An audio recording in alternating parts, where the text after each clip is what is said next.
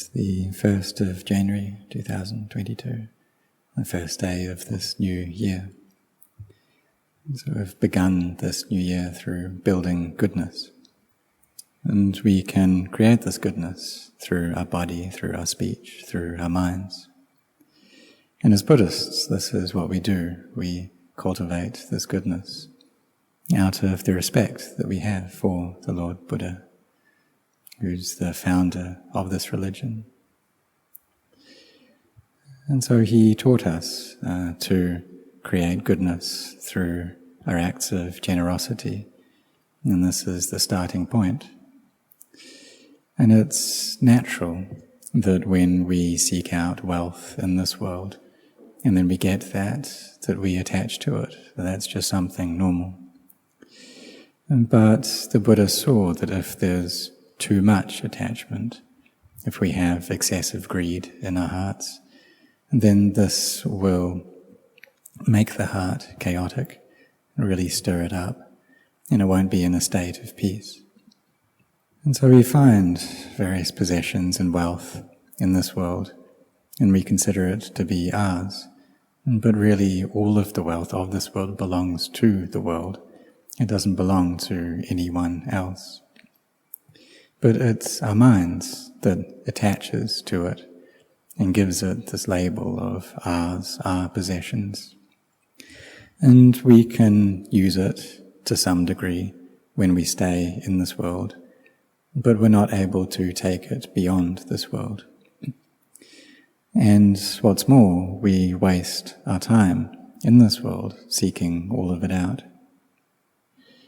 And so the Buddha taught us to have a sense of enoughness, to have a sense of balance and know how to sacrifice, know how to share the wealth that we gain. And to use this wealth with wisdom. And so we keep a portion for times of illness, and then we give a portion to relatives, to our parents, to our children, husband or wife, grandchildren, and to our friends. And then we keep some spare as well for investments for the future.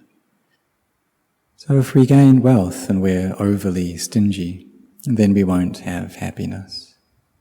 But also if we use it in a way that's too frivolous, or we spend it too much, then that's also not right. And we run out of money. And so we need to know how to create goodness as well. We need to do that with wisdom. And so like Lady Visakha, she said that her father-in-law was just eating old food. And what she meant when she said that was that he was consuming the old merit that he had created. And so she said this, and there was this kind of accusation against her father-in-law. But what she said was correct. And so her father-in-law was a very wealthy man, and he eventually saw the wisdom of Lady Visakha and considered her to be her mother, his mother in the Dhamma.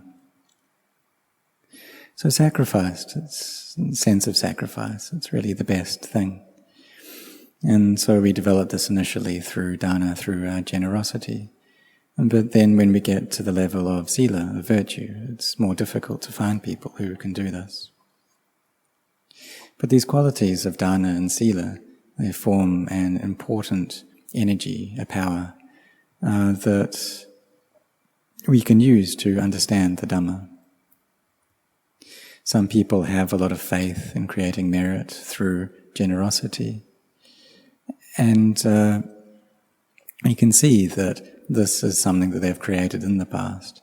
This is an old habit or a disposition that they've created from the past, that they're able to do it and have this faith in it in this life. But those people who are really sincere in gathering together their acts of body and speech within the bounds of virtue, these people are far less numerous. So the benefits that generosity and virtue give us is a happiness of heart, a heart that's full of joy. And these qualities and this joy that we gain from them, they become the means that nourish our hearts, that give our hearts brightness. And when we think about the good things that we've done frequently, then our hearts do become bright and happy, and can use this as a meditation object. But those people who have an interest in cultivating meditation, and bringing the mind to the breath, for instance, and keeping it there with mindfulness, it's even less numerous. Those really sincere in meditating. And for those who can do that, who have that sincerity, it shows that they've developed a lot of this parami before in the past. And that in this life, that they have this sincerity. And so we should set our hearts that in this life, during this year, we should be sincere on meditating even more. And finding inner wealth. And bringing our hearts to peace. Because when they can reach a state of peace, then they fill up with happiness, with joy. And then we see for ourselves the benefits of this meditation practice. So Yasa, during the time of the Buddha, he had trained his mind well. He already was very generous, was very virtuous, and that's why he could be born into a very wealthy family in Varanasi. And his mind was also very well collected, very firm into samadhi, even could get into jhana. And his parami was full already. And so he met with Lord Buddha and listened to a teaching. And then through that he was able to realize stream entry, and eventually he could realize arahantship. So for us, we should too set our hearts on training our minds. And we can use mindfulness over the breath, or we can develop wisdom and use wisdom to contemplate. But whatever means we use to meditate, we should train ourselves in that a lot. And really be firm, sincere, that in this year, we're going to use this year to cultivate goodness and to bring about a sense of inner ease, inner happiness, coolness in our hearts. And so how do we bring that about? Well, anything that's hot, that's aggravating, we don't do that, we give it up. And so papa, evil or bad karma, these are hot things. So therefore we should abandon them. And then when we've abandoned them, then the heart just becomes cool. So when we develop generosity and we develop sila, virtue, then this means that we have abandoned a lot of this papa, this inner heat, a lot of greed already. And we've cultivated a lot of merit as well. So when we're generous and we're virtuous, then the heart abides in a cool space. And so after the monks give the precepts, they say, silena sukhating yanti, and that one of the benefits of virtue is happiness. Is this heaven in the heart, a sense of inner coolness. But if we don't have virtue, then it's very easy for heat to arise, for the heart to get aggravated. And so we should try to bring about the sense of coolness. You see how some people, when they celebrate the new year, they may do that with alcohol, for example, drinking a lot. There may even be weapons around.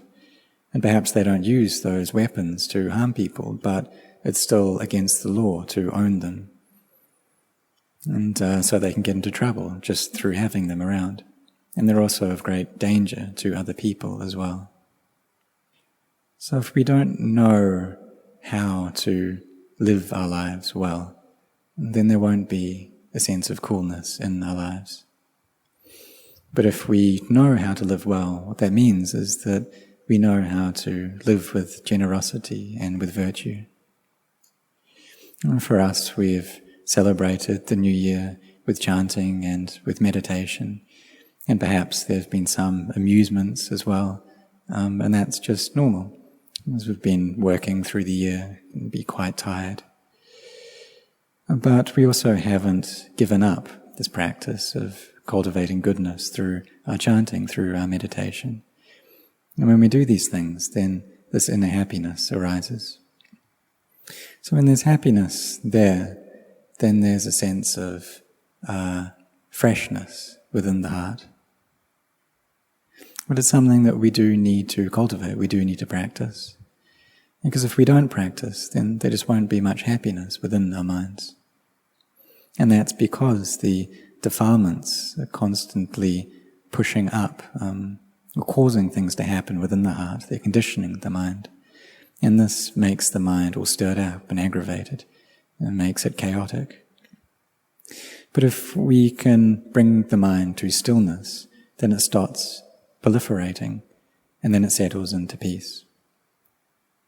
You can do this through watching the in-breath and the out-breath, for example, and then joy arises within the mind. And then this develops into wisdom. And then when we have wisdom, then we're able to abide the sense of coolness and happiness through that wisdom that we've cultivated. And then when we look, then we may see all things as just being an illusion. And we can train ourselves to perceive things in this light. That all the things we've known, all the things that we see through our eyes, or we experience through our ears, our nose, our tongue, our body, that these are just illusionary things. But normally people view the things as belonging to us, as our possessions. Whatever material things there are, we take ownership over those. And if we look in terms of science, then we can see how the world's gravity is constantly pulling things in towards the world. We have a house and cars and various things. But the reason we're able to have those is because there's that gravity there pulling it down. But what about if there wasn't that?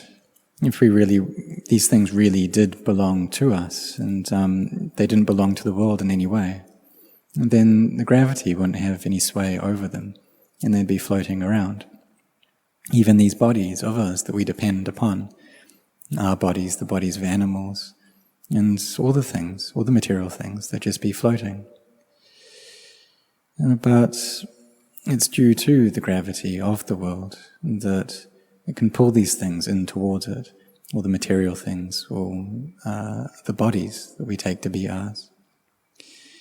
But still we gain the understanding that these things belong to us. We view them as being mine.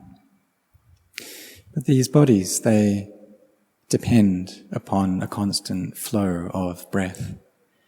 And if we're lacking just that, if we're lacking just breath, air, and then all the things that we have start to evaporate, they start to fade away. So this is something that we should think about, something that we should reflect upon. What things truly are me? What things really are mine? So when we train ourselves in mindfulness over the breath, then that brings the 4 foundations of mindfulness to a state of completion. And when that becomes complete, and then the 7 factors for awakening, the bojjhangas, they develop, become better and better. And this process is something that happens by itself. We don't need to think, well, what's it going to be like? How's it going to be? And we should train without doubts in our mind. Really, we're like children studying at school. And you first start off in kindergarten, and they just do that. They just practice on the level of kindergarten. They study at kindergarten. And then eventually they make it to primary school.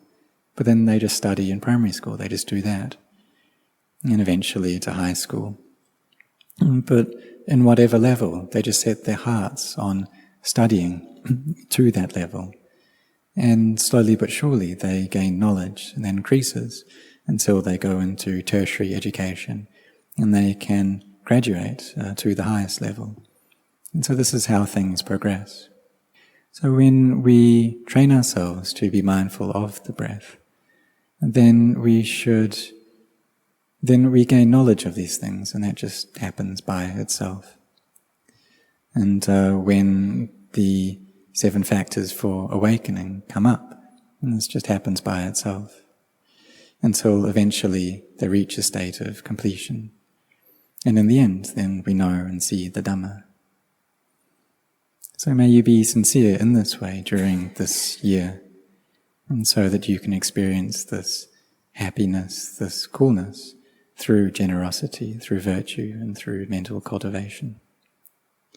And all of us are very fortunate in that we know this path, we've come to meet with this path that truly does lead to happiness and coolness.